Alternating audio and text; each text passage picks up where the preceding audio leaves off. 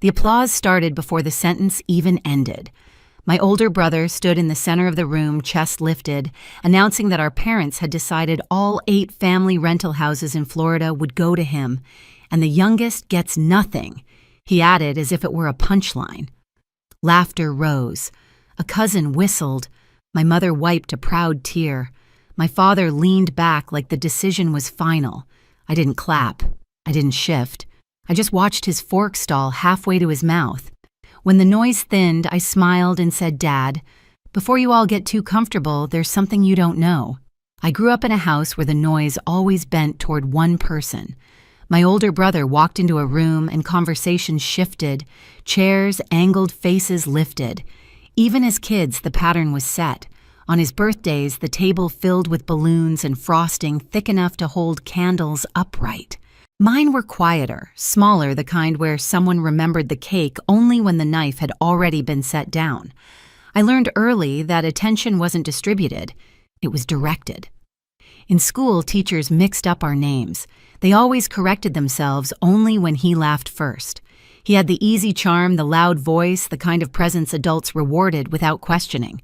I was the kid who finished worksheets early, waited, kept my hands folded on the desk. When I asked for extra math tutoring, my parents sighed, said money was tight, then bought another set of sports gear for him that same week. I didn't argue. I just did what I always did, folded the moment into silence and moved on. Family gatherings played out the same script. My achievements slipped between conversations like loose papers.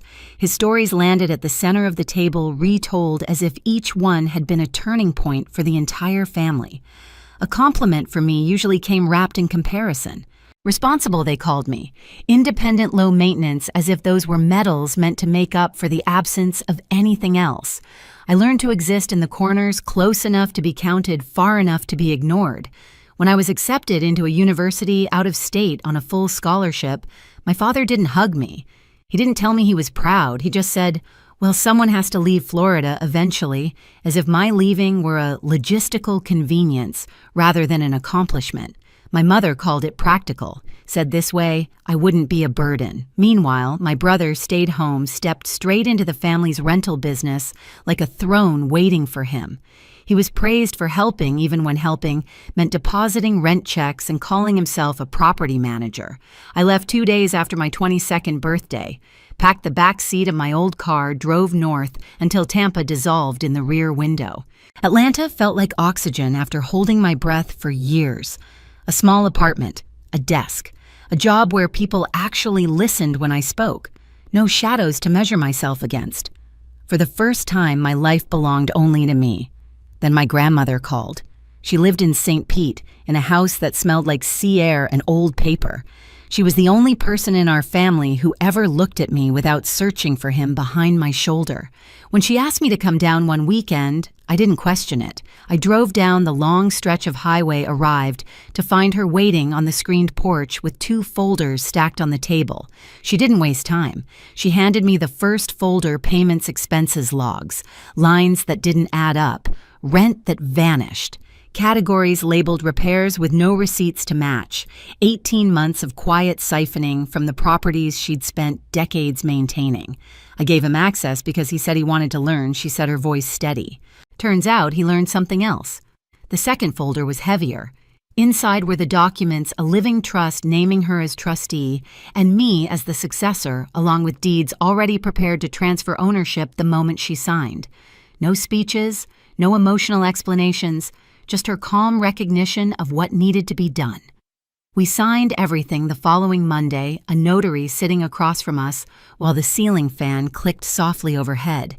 When it was done, she poured 2 small glasses of bourbon and said, "Now it's finished. Remember, this paper outlives promises." She made me swear to keep it quiet. I did. That was the day I understood, fully and finally, the place I had always held in this family, and the place she believed I deserved instead. After my grandmother's funeral, the house felt hollow in a way I hadn't expected. Not quiet, just emptied of the one person who ever saw me without comparison. I planned to drive back to Atlanta the next morning, but my mother called late that night, her voice soft in a way that felt rehearsed. "Stay one more day," she said. "We need to talk about the properties." I knew what that meant long before I walked into the dining room. The table was set like a business meeting. Coffee cups arranged in a row, legal pads lined up, my father at the head, as if presiding over something official. My older brother leaned back in his chair, legs stretched out, tapping a pen against his palm like he already knew the outcome. My mother hovered behind them, fussing with napkins no one would use. My father pushed a single sheet of paper toward me. "This is just a simple form," he said, "a waiver. Since your brother has been managing everything here in Florida, it only makes sense for him to take full responsibility. This just prevents confusion down the line." I didn't touch it. Not yet. My mother jumped in quickly, her smile tight. "It's nothing personal, sweetheart. You're building a life in Atlanta. He's here. It keeps things peaceful." My brother finally spoke, impatience cracking through the confidence. "Come on, just sign it. No lawyers, no drama. Let's keep this clean."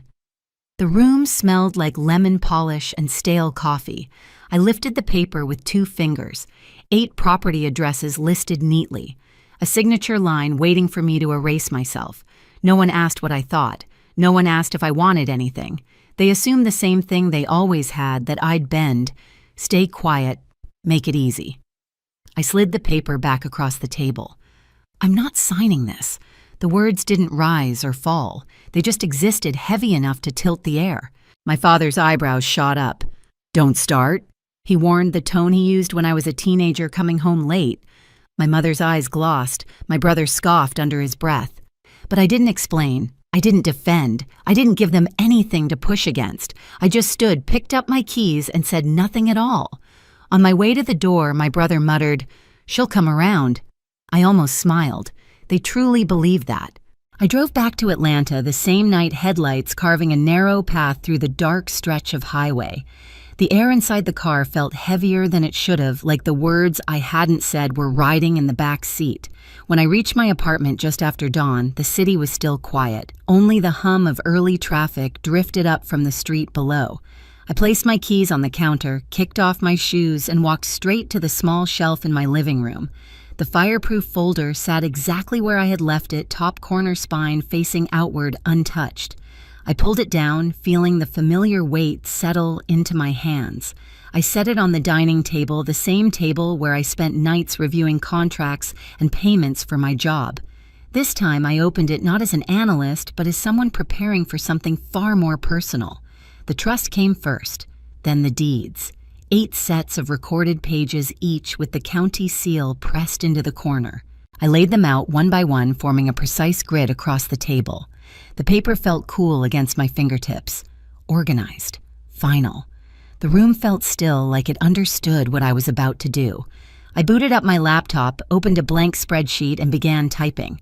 Columns for addresses. Columns for dates signed. Columns for record numbers. Columns for payments from tenants, clean ones, and the ones that didn't match. I wasn't building a case. I wasn't preparing for a fight. I was simply arranging facts in a language I knew better than any conversation my family had ever forced me to sit through. The group chat from home kept lighting up my phone. First, a stream of messages from my mother, all variations of "let's keep the peace." Then a text from my father, "don't make this harder than it needs to be." Then from my brother, "grow up." I muted the thread and kept working. Printing, filing, labeling, sliding each document into a fresh sleeve. I moved in a quiet rhythm, the kind that came naturally when I felt the ground under my feet again. No trembling, no rush, just the steady click of keys and the low whir of the printer. Outside, the city brightened. People walked dogs on the sidewalk, coffee shops opened, car engines started. Life moved on without knowing that mine was folding into a shape I'd been preparing for 2 years. In the afternoon, I stepped out onto the balcony. The wind carried the faint scent of roasted coffee from the cafe downstairs. The skyline shimmered in the heat, buildings stacked like file cabinets against the blue. I held the railing, watched the city breathe, and let the weight of the morning settle. My grandmother's voice threaded into the quiet the way memories do when the world slows. Not emotional, not fragile, just steady like truth spoken by someone who never had to raise her voice. Paper outlives promises. I returned inside, pulled my suitcase from the closet, and laid it open on the living room rug. The zipper echoed softly as it stretched across the frame. I placed the deeds inside first, then the trust, then the copies of payments and reports I had printed over the last 2 hours. I added a flash drive with digital scans, everything aligned, everything exact. The suitcase wasn't full, but it felt full enough. I packed clothes, next simple, neutral, nothing that would stand out in a crowded room. Then a pair of low heels, the kind I wore to property walkthroughs. Then my favorite blouse, the one with the crisp collar that always sat clean under a blazer. I zipped the suitcase partially closed, leaving a small gap at the top. The sound clicked into the room like a marker in time. Evening settled. The apartment glowed with the muted gold of sunset. I made tea, sat on the sofa, and let the steam warm the space around me. I didn't check my phone. I didn't reread the documents. There was no need.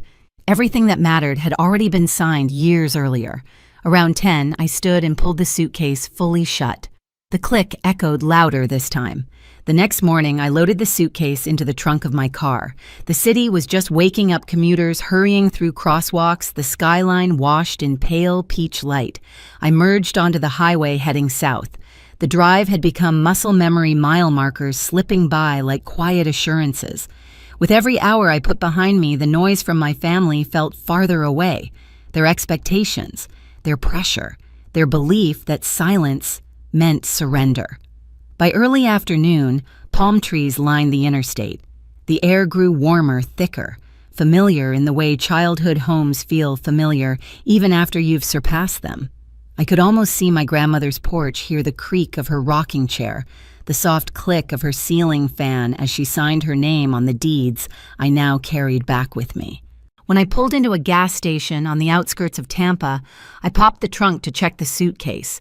It sat where I left it, the handle upright, the documents settled inside like a loaded truth waiting for air. I closed the trunk gently. Back on the road, I rehearsed nothing. I planned no speech, no confrontation. My part was already done. The system would handle the rest. The signatures, the seals, the dates, that was my voice. That was my answer. Late afternoon light burned across the highway as I approached the exit to my family's neighborhood. I slowed, turned down the familiar street, and felt the calm settle over me again, the same calm I'd felt signing the papers with my grandmother 2 years earlier. This time, I wasn't returning to soften anything. I was returning to end it. By the time I reached the house, cars were already lining the street. Relatives I barely recognized stood in clusters on the lawn, drinks in hand, talking like the future had already been printed and framed. Through the windows, I could see decorations strung across the living room banners, flowers, brochures laid out on the table as if they belonged to a new empire. My older brother was at the center of it all, laughing too loudly, retelling the same story of stepping up for the family. My parents hovered nearby, nodding proudly, absorbing every compliment as if it were meant for them. I walked through the door without announcing myself. The conversation dipped for a second, then carried on, assuming I was simply late to applaud. I set my suitcase beside the couch, upright visible. A few people glanced at it, then at me, and looked away quickly. My brother tapped his glass again, the same gesture from earlier in the week. The room shifted toward him, voices softening into expectation. I just want to thank everyone, he began, for supporting this next chapter. Mom and Dad trusted me with all 8 of our rentals, and I promise I'll... The rest of his sentence dissolved under a new sound. The soft, steady roll of my suitcase wheels across the hardwood. The room quieted curiosity, replacing celebration. I stopped at the center table, clicked open the latches, and lifted the lid. Inside, the documents sat in perfect order.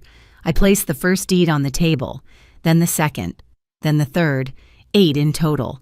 Each stamped, recorded, signed years ago. Each one a quiet truth waiting to be heard. The trust came last, thick, smooth, unmistakable. I set it on top of the stack. My father stepped forward, his face draining of color. "Cheryl, what is this?" I didn't look at him. I just shifted slightly so the family attorney who had arrived minutes earlier to celebrate had a clear view. He moved closer, adjusting his glasses, reading the header, the signatures, the dates. "These are recorded," he said, voice flattening into something official. All 8 properties were transferred into a living trust 2 years ago, and she He nodded toward me. Is the legal successor. My brother's voice cracked before it rose. What? No. No, what are you talking about? They were supposed to go to me. The attorney didn't raise his tone. They were no longer your grandmother's to give. They've been under her trust and her chosen successor since the documents were signed and notarized. My brother grabbed one of the deeds, flipping pages, as if a different ending would appear between them. This is fake. It isn't, the attorney replied. I notarized similar filings for her myself. Everything here is consistent. A chair creaked. Someone inhaled sharply. Somewhere near the back, a cousin whispered a small, stunned, "Oh." Then from the hallway, a voice I hadn't heard all afternoon. My younger brother stepped forward. The quiet one. The one everyone forgot was in the room. I drove her to the notary, he said softly. She asked me not to tell anyone. She said Cheryl would understand. My mother covered her mouth. My father sank into a chair like the weight of the last decade had finally settled on his shoulders. My older brother stared at the documents, chest heaving, waiting for someone to rescue him. No one did. The room stayed perfectly still, the only sound the low hum of the air conditioning as the truth settled over everyone like a closing door. I drove back to Atlanta before sunrise the next morning. The roads were empty, the sky still colorless, the kind of quiet that feels like it belongs to no one. My suitcase sat in the back seat, the documents inside no longer heavy, just settled, like something that had finally returned to where it belonged. When I reached my apartment, the city was waking up. Lights flicked on in high-rise windows. Someone walked a dog across the street. The world kept moving, unaware that mine had just shifted into a simpler shape. I placed the suitcase in the corner, opened it only long enough to take out the fireproof folder. I set it on the highest shelf where sunlight wouldn't reach and no one else's hands ever would. The click of the shelf settling felt like a quiet punctuation. Later, I stepped onto the balcony with a mug of coffee. Midtown stretched out beneath me, traffic humming voices, faint a breeze brushing the edges of the railing. For the first time in a long time, my phone didn't vibrate with demands or guilt or explanations disguised as concern. No messages from my parents, no new group chats, nothing pulling me backward. I didn't feel triumphant. I didn't feel vindicated. What I felt was space clean, unoccupied, finally mine. I thought of my grandmother then. Not her voice, not her warnings, just the way she looked, the day we signed everything, the steadiness in her eyes, the certainty. She hadn't given me a burden. She'd given me permission. Behind me, the apartment stayed still, morning light drifting across the floorboards. Ahead of me, the city kept unfolding, and for the first time, I didn't feel the need to go back. Some truths don't need to be argued. They just settle the way paper settles into a folder, quiet, precise, undeniable. I learned that boundaries aren't loud. They're the doors you close without explanation, the signatures you don't announce, the silence you choose because it finally belongs to you. My family keeps searching for the version of me who bent, who stepped aside, who stayed small. She's gone. What remains is the life I built the moment I stopped waiting for their permission. If stories like this stay with you, stay close. There are more truths worth hearing.